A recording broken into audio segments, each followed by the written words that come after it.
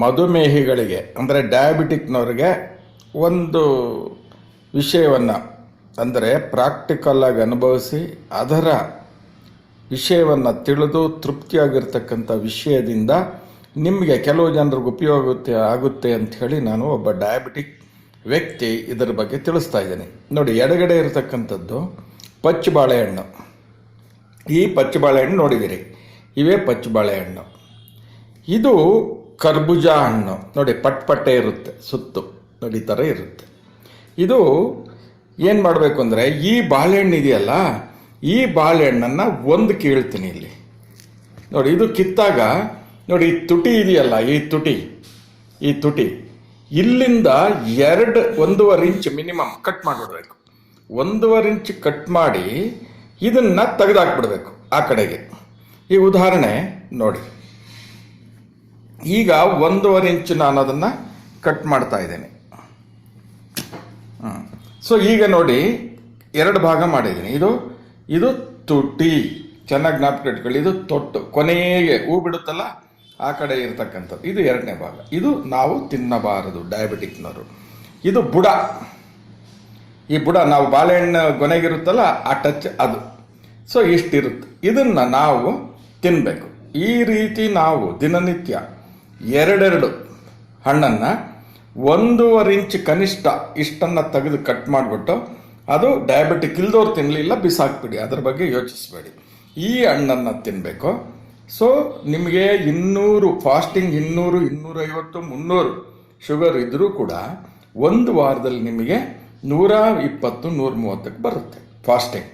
ಇದು ಬಾಳೆಹಣ್ಣು, ಯಾವುದೇ ಸೈಡ್ ಎಫೆಕ್ಟ್ ಇಲ್ಲ, ನಾವು ದಿನನಿತ್ಯ ಸೇವಿಸ್ತಕ್ಕಂಥ ಹಣ್ಣು. ಇದು ಏನಂದರೆ ಅರ್ಥ, ಈ ತುದಿಯ ಮುಂಭಾಗದಲ್ಲಿ ಗ್ಲೂಕೋಸ್ ಅಂಶ ಇರ್ತದೆ, ಅತಿ ಹೆಚ್ಚು ಗ್ಲೂಕೋಸ್ ಅಂಶ ಇರುತ್ತೆ ಅಂತ ಹೇಳಿ ತಿಳಿಸಿದ್ದಾರೆ ವಿಜ್ಞಾನದಿಂದ. ಈ ಗ್ಲೂಕೋಸನ್ನು ನಾವು ತಿನ್ನಬಾರ್ದು. ತಿಂದಾಗ ಶುಗರ್ ಅತಿ ಹೆಚ್ಚಾಗ್ತದೆ. ಈ ಭಾಗದಲ್ಲಿ ನಾವು ತಿಂದಾಗ ಪ್ರೋಟೀನ್ ಮತ್ತು ಇತರೆ ಫೈಬರ್ ಐಟಮ್ಸ್ ಇರೋದರಿಂದ ಈ ಬುಡದ ಭಾಗ, ಇದರಲ್ಲಿ ನಾವು ತಿನ್ನೋದ್ರಿಂದ ಡಯಾಬಿಟಿಕ್ ರೆಡ್ಯೂಸ್ ಆಗ್ತಾ ಹೋಗ್ತದೆ. ಸೊ ಇದು ಒಂದು ಮಾರ್ಗ. ಇದು ದಿನನಿತ್ಯ 2 ಹಣ್ಣಲ್ಲಿ ಕಟ್ ಮಾಡಿ ತಿನ್ನಿ. 1 ವಾರ ನೀವು ಟೆಸ್ಟ್ ಮಾಡಿ.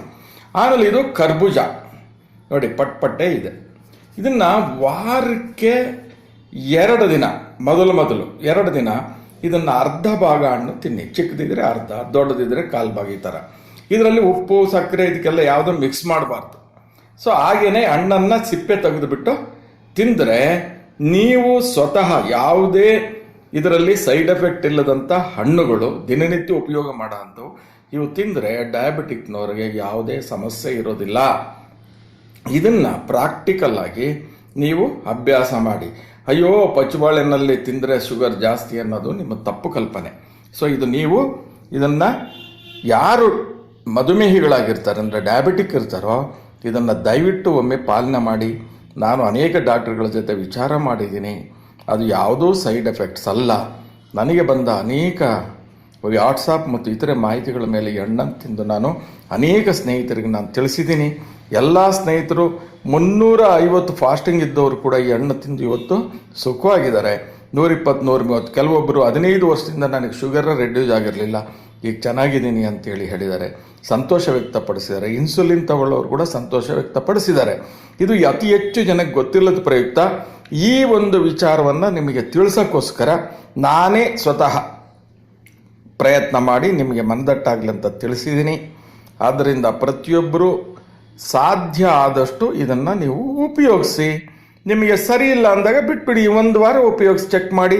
ಈಗ ಚೆಕ್ ಮಾಡಿ, 1 ವಾರ ಬಿಟ್ಟು ಚೆಕ್ ಮಾಡಿ, ನೋಡಿ, ನಿಮಗೆ ರಿಸಲ್ಟ್ ಗೊತ್ತಾಗ್ತದೆ. ಯಾವುದೇ ಸೈಡ್ ಎಫೆಕ್ಟ್ ಇಲ್ಲ. ಆದ್ದರಿಂದ ಇದನ್ನು ಖಂಡಿತ ಉಪಯೋಗಿಸ್ಬೋದು.